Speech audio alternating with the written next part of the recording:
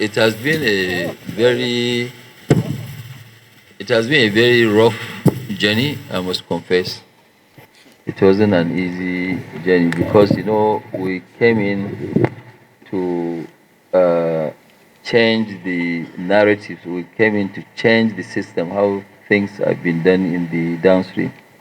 But this is not America. America, when Amazon lands, when they landed, others they actually strategize and they remain in business. But in Nigeria, it's not so. Because you have people who are used to rent collection, and so almost we're getting fight all over.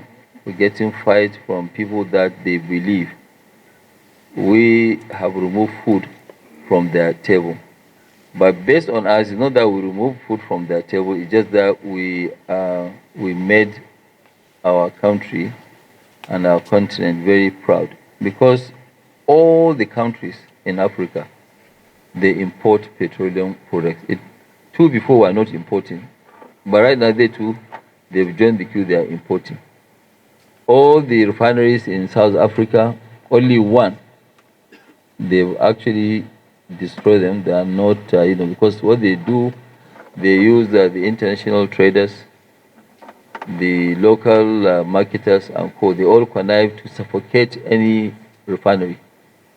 If I can maybe just remind you, you can see that today the real fight that Trump is fighting India, he has no issues with India. In fact, he was very close to, Modi. But his main fight is about the oil, crude oil of Russia going to India. Because that's the same crude, because that crude is being pegged at 45. So when they refine it, they make a lot of money and they will take it and look for home for that refined product and go and dump. And most likely, if things are not very clear to you, because the issue is that you should also investigate how much this same gasoline, which is PMS, selling in our neighboring countries, is double. So why is Nigeria very low? Thank you. So Nigeria is very low, and what are we doing? People don't know that, yes, we're actually sacrificing a lot because the crude we're buying were not allowed, the crude for Naira were not allowed to sell it. Were only to process it and supply it to Nigeria. And at a time when Mele was there, they were even jacking premium. We have even paid up to $6 premium to Brent, when the Russian one is selling at 20. Okay, so how do you compete with that? That's one. Number two, the infrastructure there is already, it was done, built by government. Our own infrastructure here, we have power here which is almost 500 megawatts of power, because that's part of the infrastructure. We have the government, they've been very magnanimous. They allowed us to build the 10 lanes road, which will subtract and take that away from our tax for a 3 years period. And we must be very thankful to His Excellency, Mr. President, for allowing that, because the roads that we have around here, there are quite a lot of roads. So, I mean, this place has the most infrastructure in the country. So really, we must actually, thank Mr. President for, doing that. So when you look at all these things, you look at now we are paying high premium, okay, the Naira crude, because we are not allowed to sell it. We are allowed to only process and sell it domestically. And somebody is bringing this thing from Reliance and Co. in India to take it to Lome. And when they even go to Lome, despite the cheapness of that, they now actually blend it and put chemicals. But because we're normally consuming as fast as we, there's no reserve, no reservoir in the country. Only here we have reserves because we have at any point 500 million liters. So with that, if we're actually going to keep it as reserve, you see that it will actually caked. So they bring that one. When they bring that one, what happens is that they will dump it in our own market. Today, I'm sure some of you are in investigative journalism. You can ask, and you can quote me. The 85% of the fuel, petrol going to Republic of Benin is from the informal sector. 85%.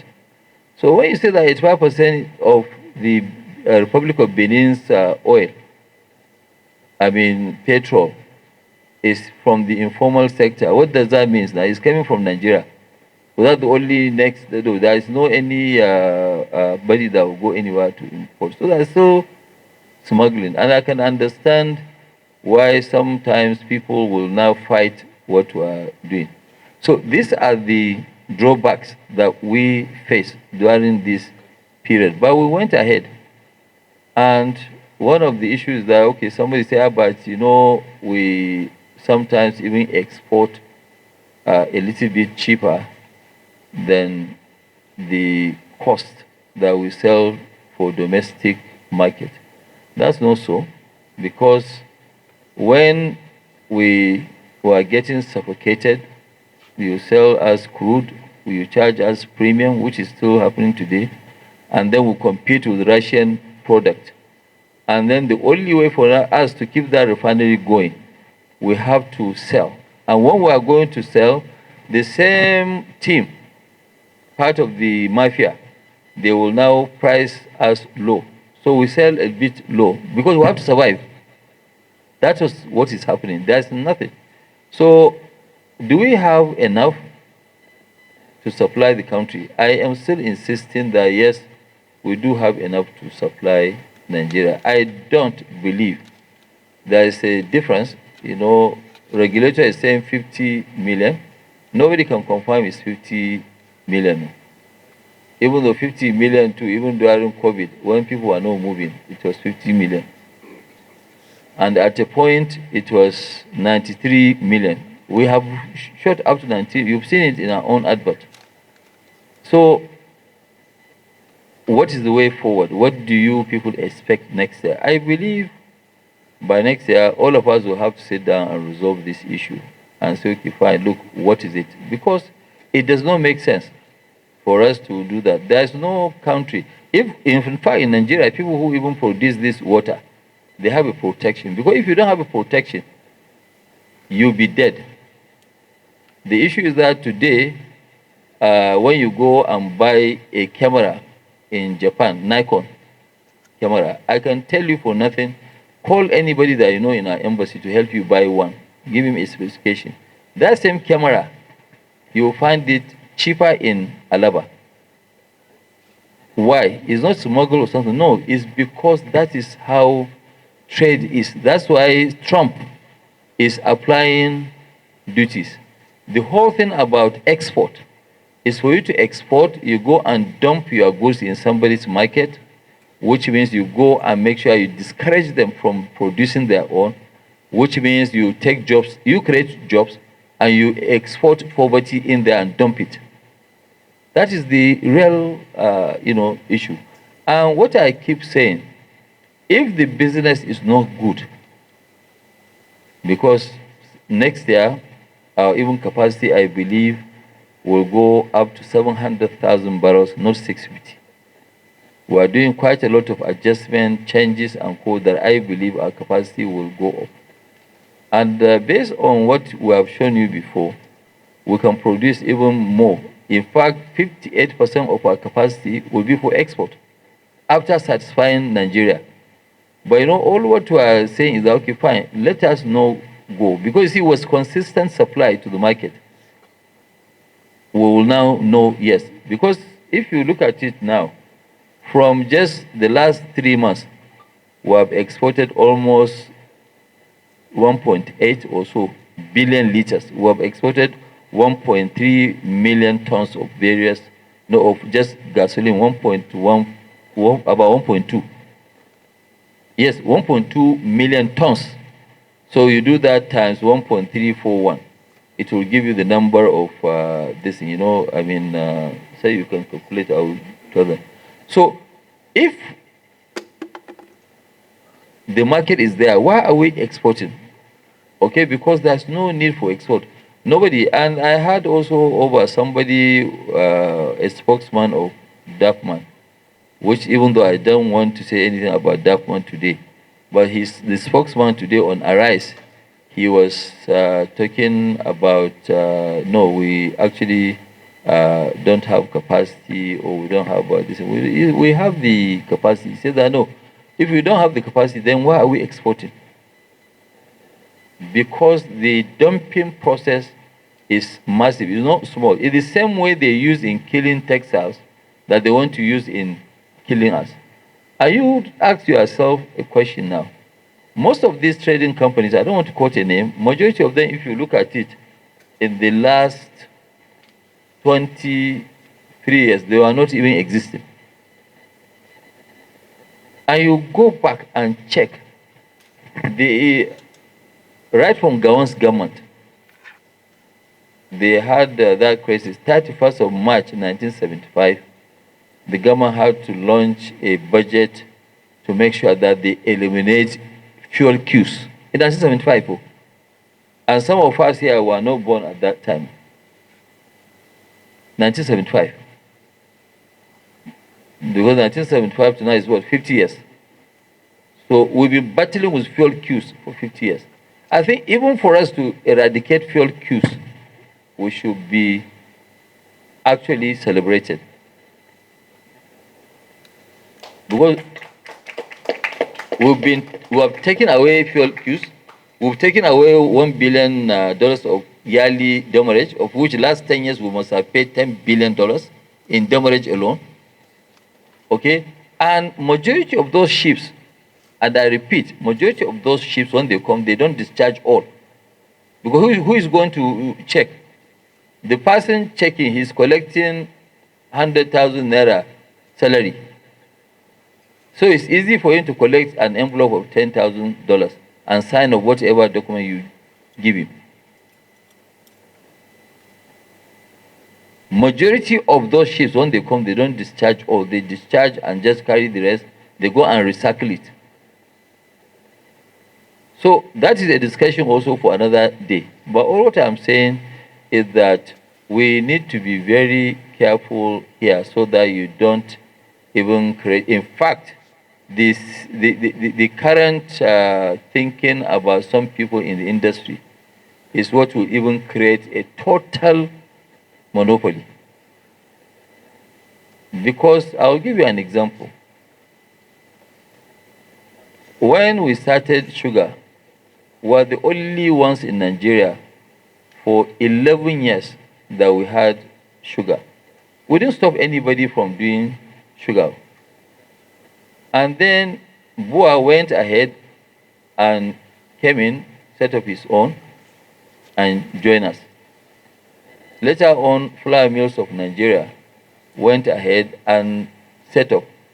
Now, when you go back and you think about it, in there, say maybe 2000, what I could only think about and I can say, okay, I can afford, was a cement terminal.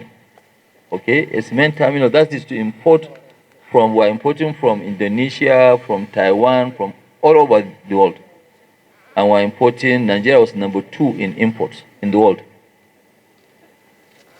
And President then Obasanjo said, no, please, Aliko, can you come and see me? I went there early morning, he wanted to see me at 6 a.m. I said, no, sir, I'm in Lagos.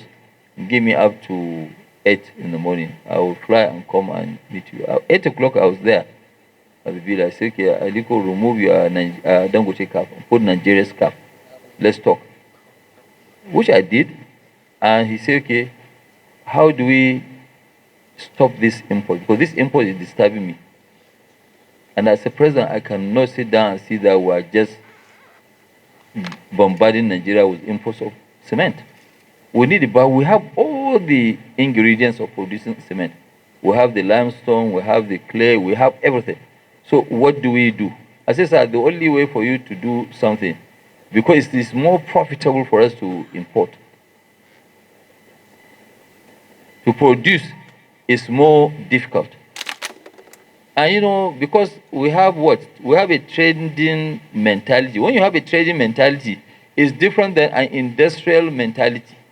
And trading is not really something that anybody can be proud of, because tomorrow I can decide and pack up that I'm not doing. But when you set up an industry, you can nobody will set up an industry with 100% of his money. So there are stakeholders you are owing money to. So you have to keep that business going. For you now, you know, banks will be happy, you know, so it will be a circular economy. Everybody will be happy, suppliers, everybody. So going back to cement, that was how Obasanjo now said, okay, fine, go and do it. And in the cement, we are the only ones that believe in the policy. So when we went at first cement plant, when we attempted in 2000, February or so, we bought Benue. Benue people say, no, over their dead body, they will not allow us, because this company must be sold to white people. Because all the other ones were bought by foreign firms. But this one now, they don't agree. So we fought for 46 months. We left that Benue as we were fighting. We went and put up Obajana 5 million tons. Even our bankers were scared. Now, fast forward, we finished Obajana. We commissioned Obajana. We went on. And from Obajana, we now went to Igbeshi. From Igbeshi, we now went to this thing. Okay, but we've done that. Boa now, as we speak, he has almost 18 million tons. Lafarge, that when we were, you know, when we launched Obajana, they had less than 1.2 million tons of production. They are at almost 12 million today. And there's a newcomer that came in this year, Mangar. So you can see, if not that it was profitable to do so, there would have been only one Dangote doing cement. So I will take you to where I'm, you know, what I'm trying to say. So now when you look at it, there's nothing like, okay, fine, you're the monopoly. Somebody will say, okay, fine, there's no benefit. Today, Nigeria will, from next year, will be earning almost $500 million from export of what? Cement. Because we believe that foreign exchange issue with inflation and co in any African economy, you have to watch it as an investor. So now if you keep talking about, no, let's not make this, okay, we have already escaped because we already have a refinery, we have delivered our own. So if there is no support, that these people say that, no, we must not make good money. Okay, fine. If we don't make good money, nobody will enter the business now. And then you end up with only one supplier, because NNPC's refineries can never, ever compete. Because the market here is gasoline market. And when we produce for any barrel, we have 54% of gasoline. NNPC today, if they try, they will achieve 18. They will produce low-fall oil, they will produce all this, which is not needed today. So it will be a loss. The more they operate, the more money they lose. If they don't produce anything, they are paying salaries, pension gratuity is increasing every day. Because if they don't get rid of them, they will keep sinking in problems. So the best option that I believe, if people now really want this market to open, is to encourage, not only us, is to encourage everybody. We did not stop anybody. There are over 30 licenses that were issued. So those people who are making noise, they should also go and put up plants. When they put up plants, then Nigeria will become the biggest hub. Even though now, Nigeria is the biggest hub, majority of Europe's supply and US of aviation fuel, we supply, because we produce a lot of it. you know, I mean, the gasoline that I was telling you earlier, we actually between June, July, August, and part of this September, we have actually exported 1.6 billion liters.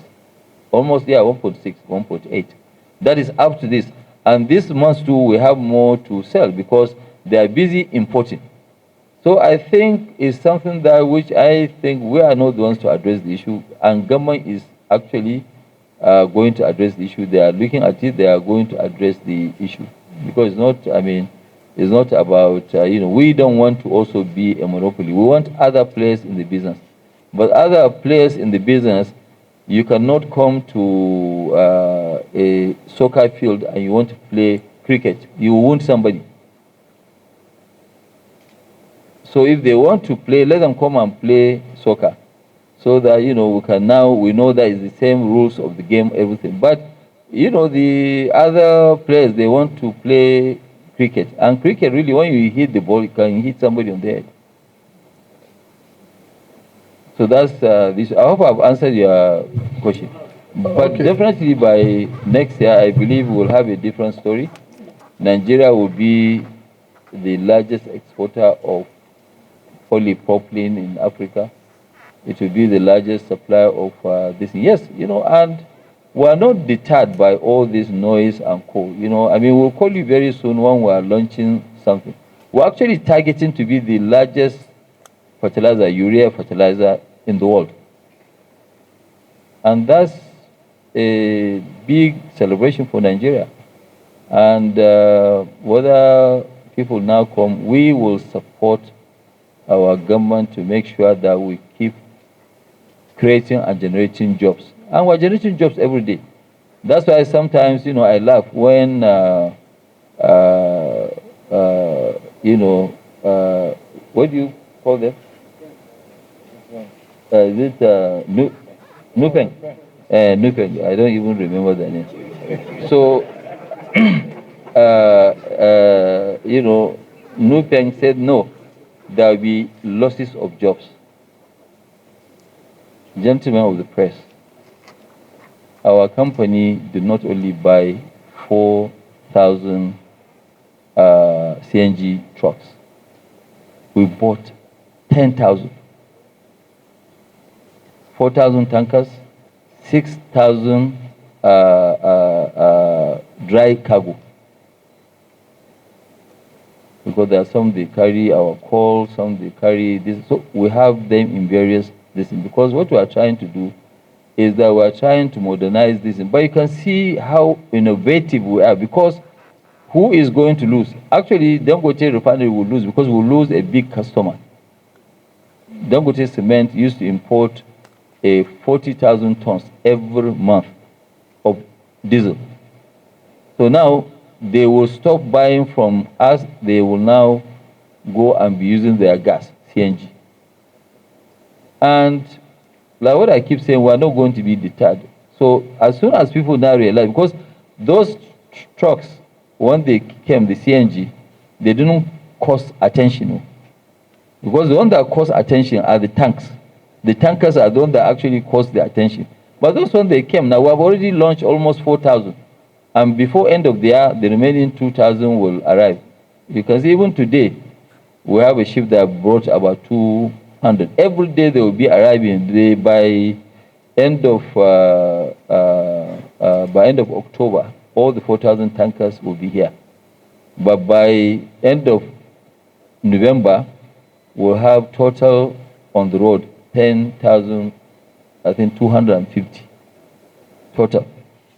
So, but then, if you check the news on Thursday, okay, on Thursday, not this Thursday that passed, the other Thursday, that's 11 days ago, NIPCO just doubled the price, more than double. From 230 on CNG, they took it to 500. And this is all part of the game to make sure that, yes, we don't allow Dangote to go this. And what we are saying is that, no, we are trying to make lives of people much easier. How easy do we want to make it? Because we are saying that, no, don't worry. When you are in Damaturu or in Maiduguri or you are in Yanagua, just pay. When you pay, we will deliver to you.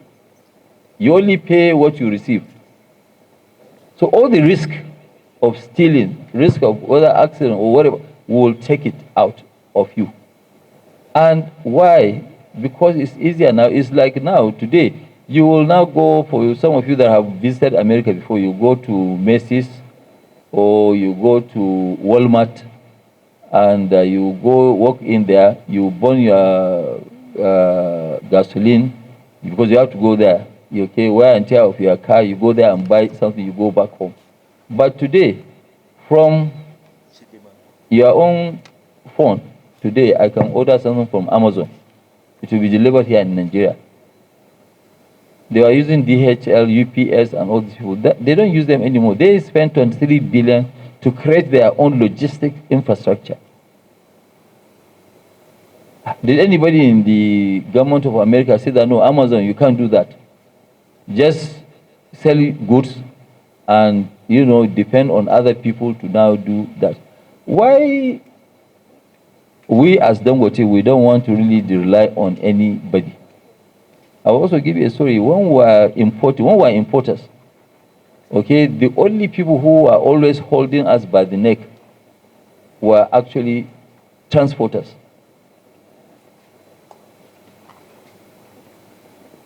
And that was the time now when my brother finished his university in Atlanta. I said that, please start coming back home, buy trucks, come and start. He started with our own this thing before he became a rich man.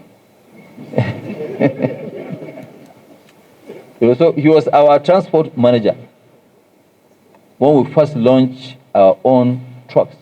Because we realized that that was the only way. Now we finish everything and somebody now will come and hold your neck. Because if there is no evacuation, what do you do? And today when you go and check our records, and it is actually in our own financials of Dangote Cement. Dangote Cement, even now with the trucks that were bought, we're only doing 60% of our own cargo.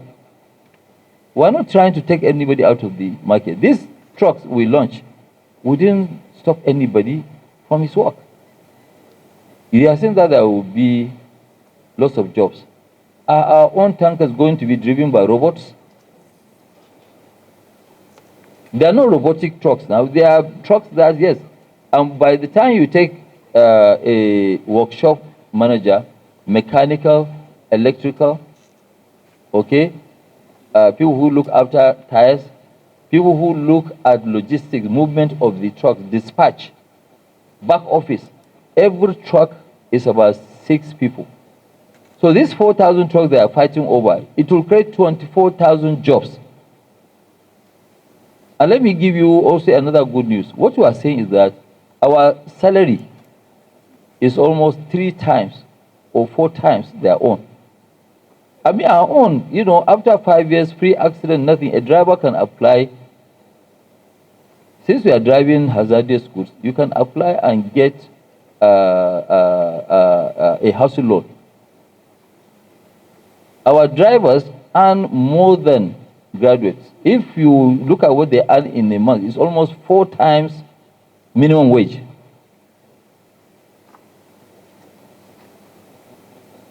And you are saying that, no, don't create jobs. If you look at it, that's why I said that my people, when you got here, I'm sure my people took you around and show you some of the trucks.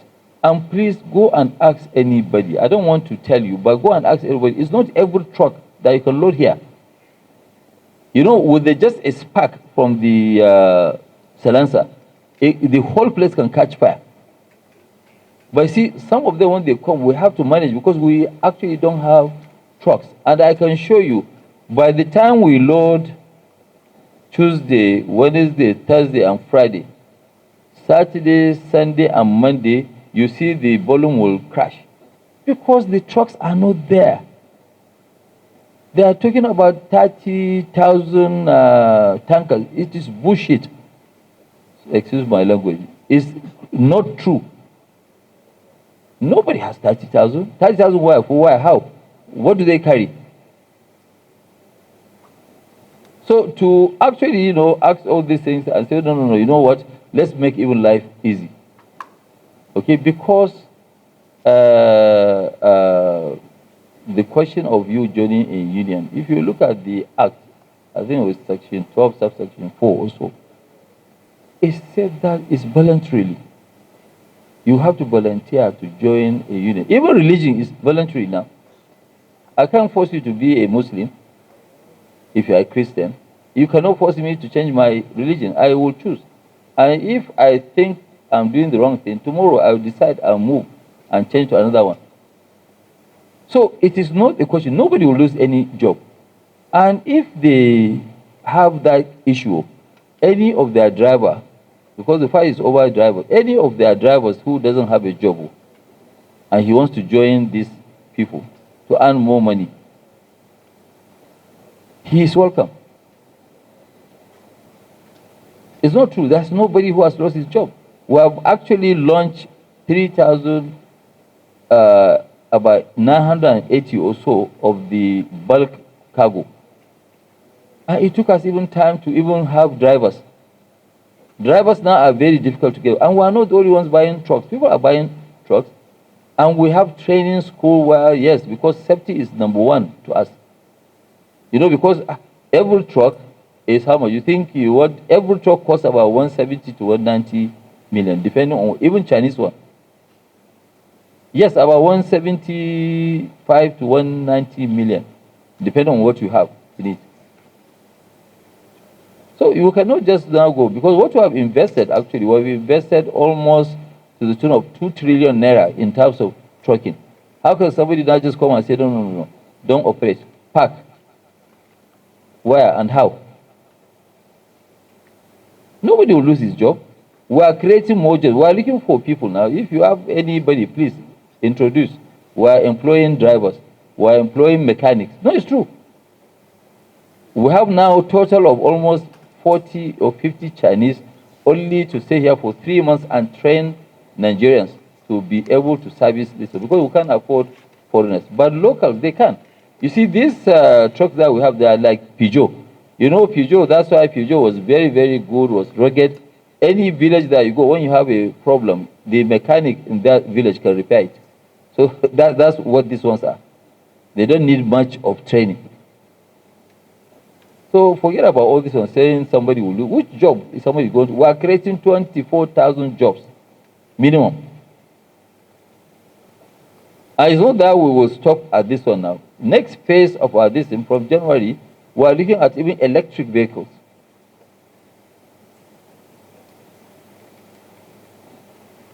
Yes, so it's not a question of, this. So when we now just come, you want to tell me that, no, no, no, keep using these old trucks. And now if there's an accident, may God forbid, you want to come and say, well, sorry. We have to safeguard our own investment. And somebody can even intentionally bring a bad truck to come now and, if we have an accident, at least that can slow us down. We don't want that situation to happen.